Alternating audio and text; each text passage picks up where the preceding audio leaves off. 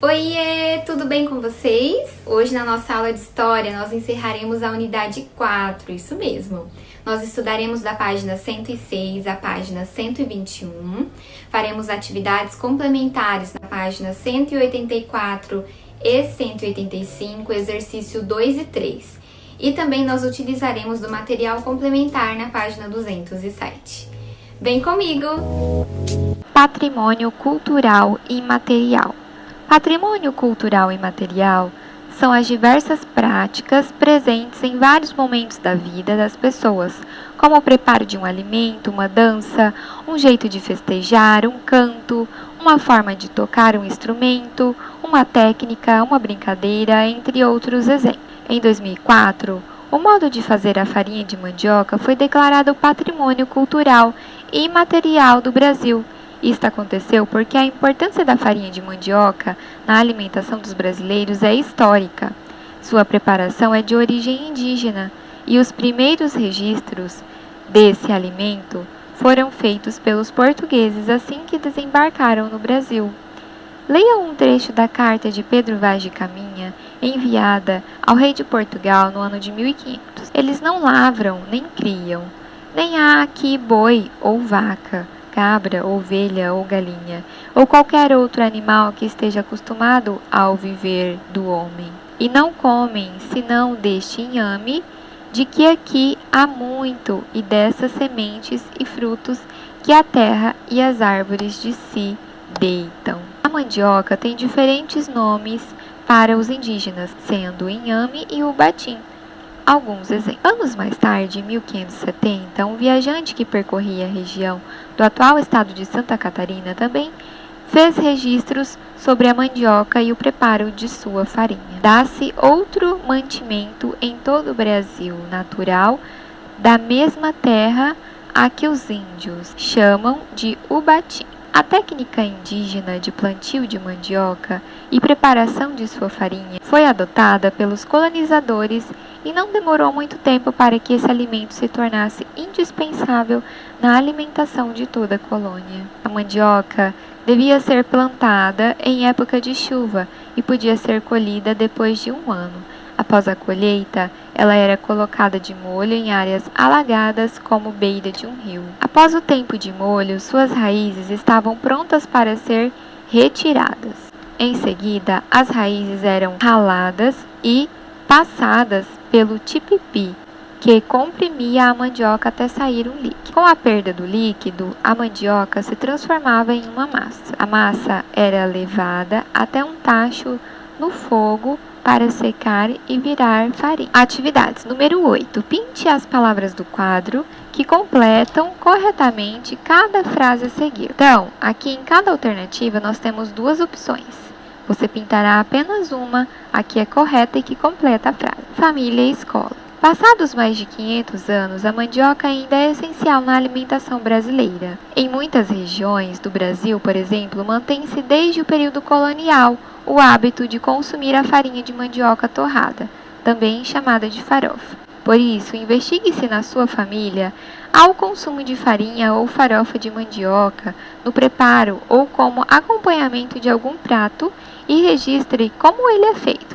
Depois faça um desenho representando essa comida na imagem a seguir. Aqui no prato você desenhará a receita que a sua família prepara com farinha. Outro tipo de patrimônio cultural imaterial são as danças. O jongo, por exemplo, é uma dança de roda de origem africana feita em torno de 2 tambores. Na época da escravidão, essa era uma das poucas atividades de lazer permitidas aos escravizados. Na roda ficavam os catadores, que lançavam adivinhas, enquanto outros participantes ocupavam o centro da roda e batiam palmas. Essas adivinhas contadas eram como mensagens secretas entre os escravizados, por causa das mensagens que falavam desde acontecimentos cotidianos até fugas. Os escravizados conseguiam se comunicar entre si durante o jongo, sem que fossem descobertos. Assim, ele era uma forma de os escravizados lutarem pela sua liberdade. Assim como outras manifestações culturais e materiais que foram passadas de geração para geração, O jongo sofreu algumas alterações desde a sua origem. No passado, o jogo era bastante comum nas áreas rurais. Atualmente, é possível encontrá-lo nas áreas urbanas, com a presença de percussão, dança e canto em forma de poesia. A apresentação de jongo na cidade do Rio de Janeiro. Com o tempo, o jongo deu origem a outras manifestações culturais no Brasil, como o samba. Por isso, dada a sua importância, o jongo foi declarado, no ano de 2005, Patrimônio Cultural Imaterial. A brincadeira é jongo. Como brincar? Você e seus colegas devem formar uma roda. 2 alunos, que serão os cantadores, devem ficar no centro da roda. Os alunos da roda devem bater palma. O jongo começa quando os cantadores criam versos de improviso, revezando com os participantes que queiram entrar na roda ou lançar adivinhas aos colegas que estão batendo palma, por exemplo. O cantador dirá: o que é o que é? Cai de pé e corre deitada. E alguém vai responder: a chuva. E assim por diante. Aquele que acertar as adivinhas devem se tornar os cantadores para lançar novos desafios. Essa brincadeira você fará aí com a sua família, tá bom? Interação. Com a orientação do professor, destaque as fichas disponíveis no material complementar e faça uma pesquisa sobre seu município, sua região e seu estado, identificando um exemplo de patrimônio cultural material e de patrimônio cultural imaterial. Em seguida, apresente sua pesquisa para os colegas e a exponha em um mural.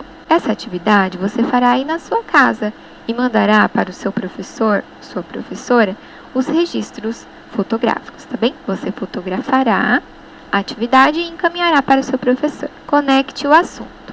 Como vimos, os patrimônios são importantes fontes de informação e nos permitem compreender melhor a relação entre o passado e o presente.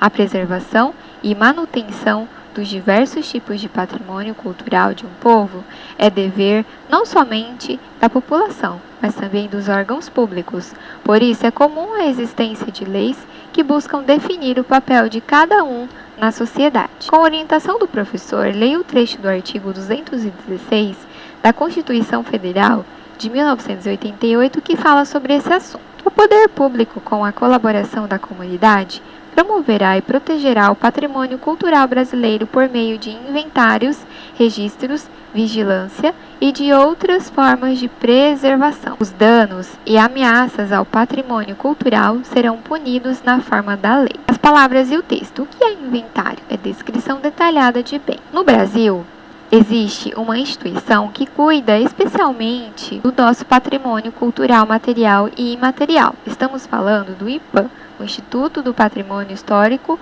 e Artístico Nacional, que é responsável por representar e divulgar os patrimônios materiais e imateriais do Brasil. O IPAM foi criado em 1937 e desde então desenvolve ações como pesquisa, montagens de exposições, criações de museu e ações educativas. Ele também é responsável por conservar acervos, construções e manifestações culturais e artísticas, valorizando e promovendo a diversidade e identidade da cultura brasileira. Converse com seus colegas e responda as perguntas a seguir. Qual a importância de preservar os patrimônios culturais? Essa atividade você fará aí com a sua família, tá bom? Os patrimônios culturais da cidade onde você mora são preservados? Quais ações podem ser realizadas para ajudar na preservação e divulgação desse patrimônio? Em 2018, na cidade do Rio de Janeiro, um incêndio destruiu grande parte do prédio do acervo do Museu Nacional, que foi criado em 1818 pelo então rei de Portugal e que possuía um arquivo histórico de mais de 200 anos. Uma das principais causas do incêndio foi a falta de investimento dos órgãos públicos na manutenção do prédio, que apresentava paredes descascadas e fios elétricos expostos. Para a sociedade brasileira, foi uma perda muito grande, pois o museu abrigava um acervo de 200 milhões de itens, entre eles múmias, peças indígenas, livros raros, fósseis, entre outros, e era considerado o maior museu da história natural do Brasil. Em sua opinião, o incêndio que destruiu o Museu Nacional poderia ter sido evitado? com orientação do professor, responda: de acordo com a Constituição, qual é a responsabilidade dos órgãos públicos em relação ao patrimônio histórico-cultural no Brasil? Com base na leitura do trecho da Constituição e do texto que você discutiu com os seus colegas, complete o quadro a seguir. Fato: incêndio no Museu Histórico Nacional. Qual foi a causa e o que aconteceu? Quais foram as consequências? Mãos à obra. Defina com suas palavras o que é patrimônio cultural material e patrimônio cultural imaterial. Depois cite alguns exemplos. Letra A. Patrimônio cultural imaterial. Você dirá o que é e citará alguns exemplos. Letra B. Patrimônio cultural imaterial. Aqui também. Você dirá o que é e citará alguns exemplos. Número 2. O que são sítios arqueológicos? Por que esses lugares são importantes para o nosso conhecimento sobre o passado? Número 3. Ligue com um traço as informações sobre os primeiros grupos humanos que chegaram às Américas. Aqui você ligará as informações ao nome. Número 4. As esculturas, pinturas, gravuras ou ilustrações são exemplos de patrimônio cultural material. Quais características elas precisam ter para serem classificadas dessa forma? Número 5. Toda manifestação cultural transmitida de geração para geração pode sofrer transformações. Dessa forma, compare a prática do jongo, como era no passado e como é no presente. Número 6. Explique a seguinte afirmação: o jongo, além de ser uma atividade de lazer dos escravizados, era uma forma de resistência contra a escravidão. Número 7. Observe atentamente a notícia do jornal abaixo. Brasília foi inaugurada. Primeira página do jornal Diário Carioca, publicado em 21 de abril de 1960, na cidade do Rio de Janeiro. Agora responda: que tipo de fonte histórica é o jornal? Letra B. Qual é a notícia em destaque do dia da sua publicação? Como você chegou a essa conclusão? Letra C. Discuta com os seus colegas qual informação o jornal quis passar ao publicar a afirmação 50.000 pessoas em delírio nas ruas da cidade. Número 8. Com orientação do professor, pesquise e colhe uma foto da cidade de Brasília.